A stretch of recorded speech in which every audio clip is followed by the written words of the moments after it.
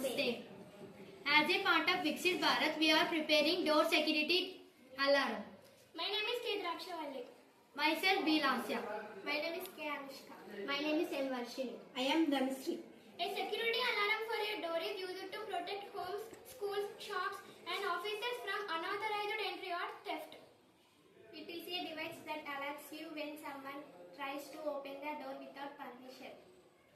Material required: 9B battery, IR sensor, buzzer, invert, LED lamp. It works with sensors. When the door opens, the sensor detects it and makes a loud sound alarms. Connect power module to IR sensor.